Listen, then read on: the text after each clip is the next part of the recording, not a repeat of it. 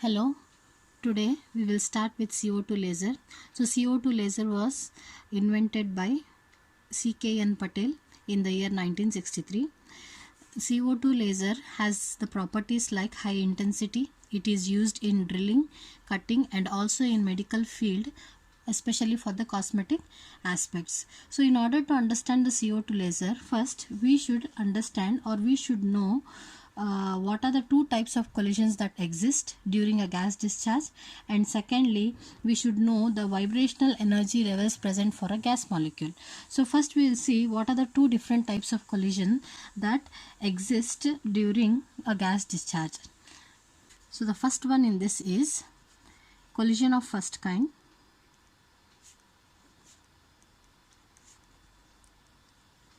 So collision of first kind is nothing but it is a collision that takes place between electron and an atom which is in the ground state. The electron transfers part of its energy to the atom and the atom is moved to the higher energy state or the excited state. So the process can be written as the energy of the electron before collision is represented by E1 plus A.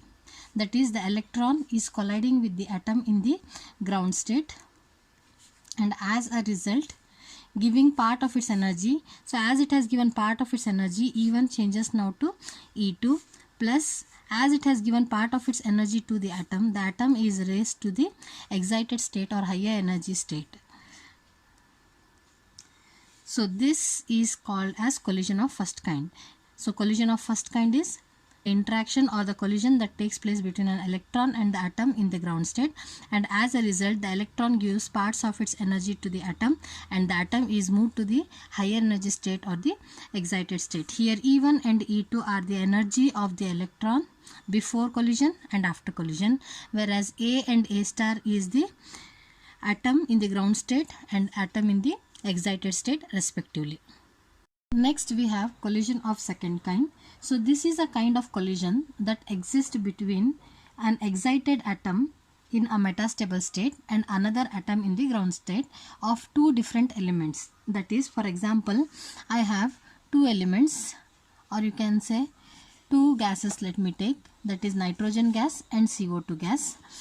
In this type of collision what happens is, so this is the ground state and this is the excited state. This is the ground state. The atom is present in the metastable state of one element.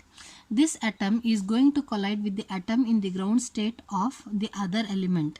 Then what happens? It gives its entire energy to this atom, and the atom here which was present in the ground state acquires the entire energy and moves to the excited state. That is, it moves to the excited state here.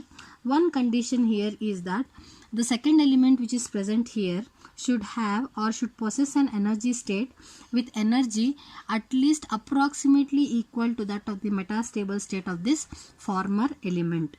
This is called as collision of second kind. So in this type of collision the energy transfer takes place from the metastable state to the other atom in the ground state, and as a result the atom in the metastable state drops to the ground state, and whereas the atom this which is present here in the ground state raises to the excited state. Now this process I represent it in the form of equation. So I write two elements are present. So for the first element I take the atom as A1. So the atom was present in the metastable state which is an excited state, plus it is colliding with the second atom, that is of the second element, which is in the ground state. So this is the ground state and this is the metastable state, and this results into the atom which is present in the excited state or the metastable state gives its entire energy to the second atom of the second element, then it comes back to the ground state. So this will be the ground state, plus this atom which was in the ground state has now moved to the excited state, and that excited state should have an energy which is approximately equal to the metastable state of the former element or the first element. So this type of transfer, energy transfer, is also called as resonant energy transfer. So this type of collision or the energy transfer in this collision is called as resonant energy transfer. Now we will start with the vibrational energy levels that are present for a gas molecule. In a CO2 laser, so CO2 is nothing but a gas. So what are the vibrational energy levels present for the gas molecule means that you should understand what are the different gases that are present in a CO2 laser and what are the vibrational energy levels that are present for these gas molecules. So the gases which we are going to use in a CO2 laser are CO2 gas as well as the nitrogen gas. So CO2 gas has 3 atoms. You can see here CO2, 1 carbon atom and 2 oxygen atom. First we will see what are the vibrational energy levels that are present for a CO2 gas molecule. So first what I do, in this we have 3 different types of vibrational energy levels for a CO2. The first one is symmetric stretching mode. So symmetric stretching mode is nothing but I have a carbon atom which is present at the center and 2 oxygen atoms on either side of the carbon atom. So this is the molecular axis I have drawn here. Now here in symmetric stretching mode, the carbon atom remains stationary. The carbon atom remains stationary, that is it does not move, whereas the oxygen atoms which are present on either side of the carbon atom either move towards the carbon atom or move away from the carbon atom. So if they move towards the carbon atom, the bond length which is present between C and O on either side will reduce, or if they move away it will increase, so that on either side there is no difference in the bond length, and hence the name symmetric stretching mode. So this is represented by 100 in spectroscopy. So in spectroscopy they represent these vibrational energy levels in this way, that is 100 state. So this is the first excited state. Similarly, if I have a second excited state in symmetric stretching mode, it can be represented by 200. Similarly, the third excited state as 300. In this way you can go on representing the excited states of this symmetric stretching mode. Now this symmetric stretching mode first excited state has an energy that is intermediate.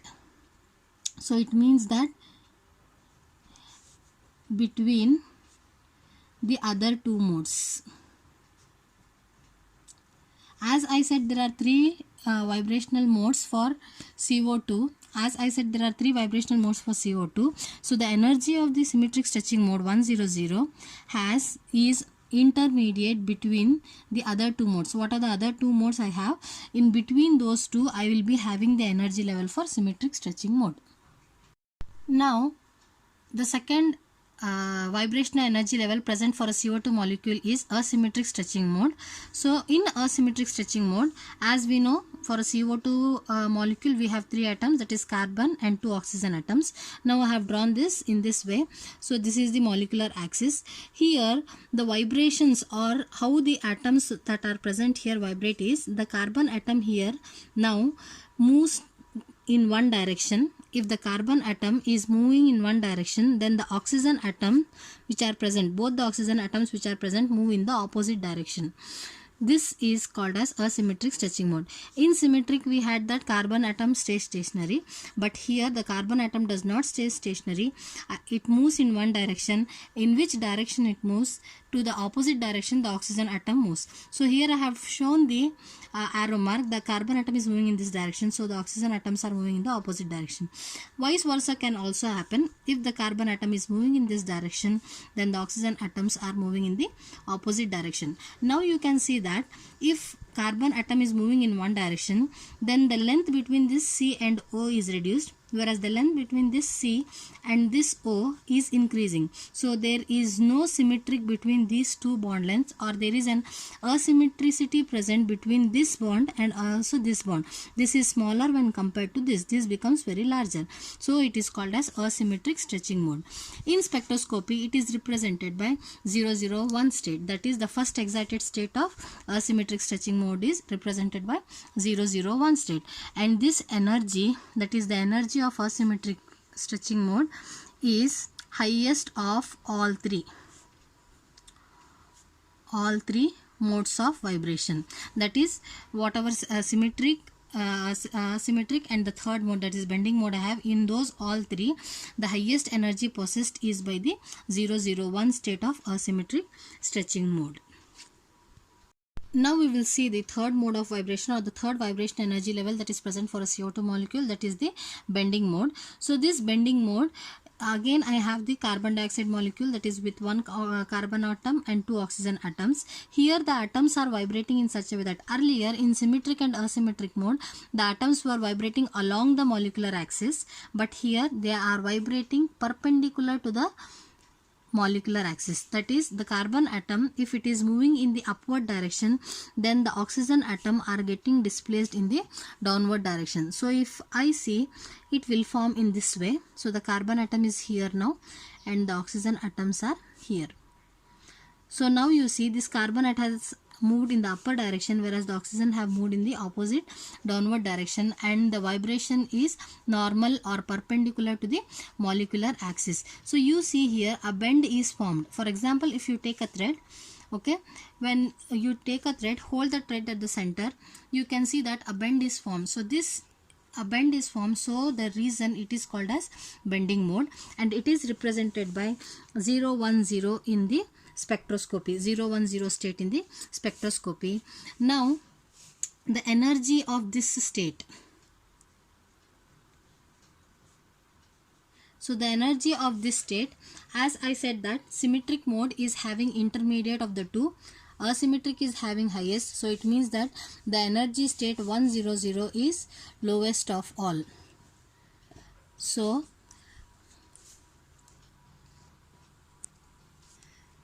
the energy of the bending mode has the lowest energy. Now if I consider 020 state, that is the second excited state of the bending mode. 010 was the first excited state and it has the energy lowest of all. That is, first highest we have the asymmetric, second we have the symmetric mode, and the third energy, that is the lowest of all, is the 010 state. Now if I consider the second excited state of this bending mode, that is 020, it has an energy approximately equal to symmetric stretching mode 100. So the energy of 020 is approximately equal to the energy of 100 state. This 020 state is involved in laser transition, that is, in order to obtain the laser light, this 020 state is required in laser transition.